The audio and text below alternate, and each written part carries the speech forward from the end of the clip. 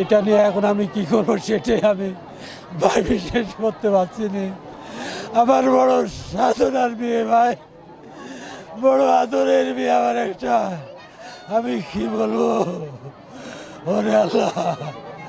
আমি আশা করি ভাই, আল্লাহর কাছে দোয়া ছাড়া আর আমি কি করবো, আমার যা হারাই গেছে তা গেছে ভাই।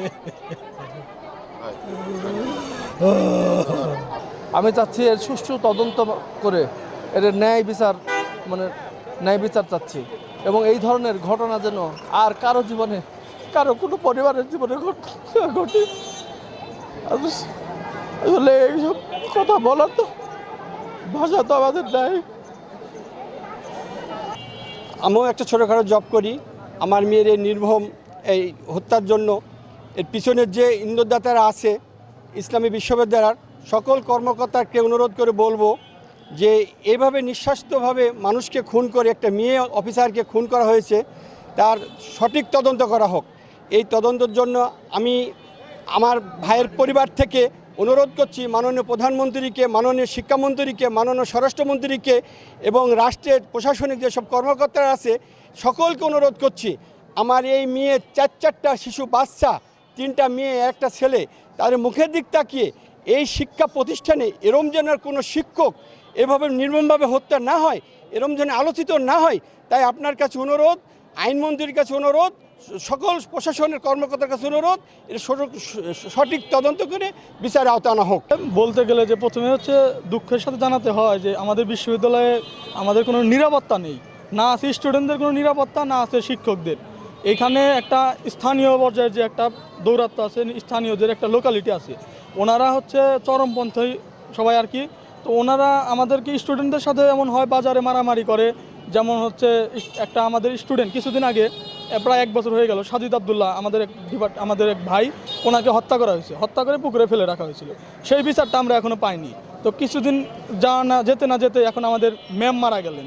তো এই যে ওনাদের যে সহিংসতা, যে আমাদের যে প্রশাসনের যে একটা স্টেপ নেওয়া নিরাপত্তার বিষয়, যে একটা স্টুডেন্ট যখন মারা গেল তখন অন্যান্য স্টুডেন্টরা কিন্তু আমরা ভীতিকর একটা অবস্থায় ছিলাম, কিন্তু আমাদের কোনো নিরাপত্তার যে একটা পদক্ষেপ নেবে প্রশাসন, এটা নিতে পারে না। মানে আমাদের ইসলামী বিশ্ববিদ্যালয় দেশের স্বাধীনতার পরে প্রথম পাবলিক বিশ্ববিদ্যালয় হওয়ার পরেও এই বিশ্ববিদ্যালয়ের সিস্টেম একটা জাতীয় বিশ্ববিদ্যালয় থেকেও অনেক নিম্নমান। এখানকার প্রশাসন শুধু বিবৃতি দিতে ব্যস্ত, আর সাংবাদিকরা শুধু নিউজ করতে ব্যস্ত।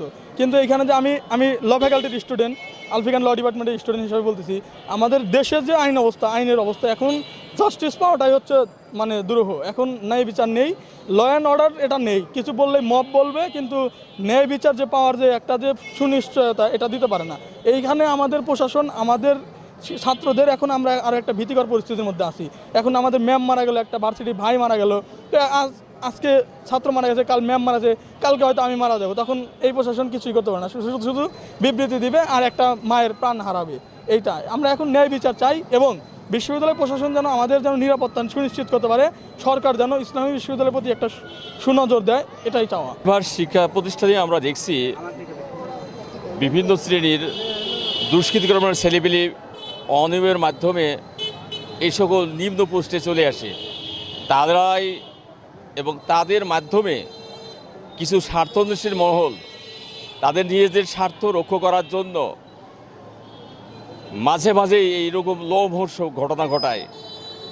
আমাদের শিক্ষা প্রতিষ্ঠানগুলো, সেখানে সর্বোচ্চ শিক্ষা প্রতিষ্ঠান, সেখানেও যদি একটা মানুষের নিরাপত্তা না থাকে, বাংলাদেশের কোন শ্রেণীর মানুষকে, কোন ধরনের এলিট শ্রেণীর মানুষকে আমরা নিরাপত্তা বোধ করব? শুধুমাত্র কি আইন শৃঙ্খলা বাহিনী যারা থাকবে তারাই কি নিরাপত্তা থাকবে? আসলে যারা এরকম সুশিক্ষিত জাতি তৈরি করার জন্য প্রচেষ্টায় নিয়োজিত, তাদের যদি জীবনে নিরাপত্তা না থাকে, এরকম বাংলাদেশের আইন শৃঙ্খলা বাহিনীর আইন শৃঙ্খলার পরিস্থিতি, সিচুয়েশনটা, অবস্থা কোথায়? সর্বোপরি আইন শৃঙ্খলা অবনতির কারণ আমার দেশের যারা বিচারের কার্য নিয়োজিত করে আমার মনে তারাও গেছে। আজকেও ফেসবুকে দেখলাম এটার কি চাচ্ছেন আপনি? এখন এই অবস্থাতে সর্বশিক্ষিত একজন ব্যক্তিকে নির্মমভাবে হত্যা করার জন্য আমি এর দৃষ্টান্তমূলক শাস্তি নিশ্চিত করছি, অত্যন্ত স্বল্প সময়ের মধ্য দিয়ে তারা যাতে এদেশে আর এরকম সুশিক্ষিত মানুষকে জীবন দিতে না হয়। চেষ্টা করবেন বিশ্ববিদ্যালয় সহ বাংলাদেশে যত শিক্ষা প্রতিষ্ঠান আছে সেখানে সব জায়গাতে আপনি নিশ্চিত নিরাপত্তার ব্যবস্থা করবেন।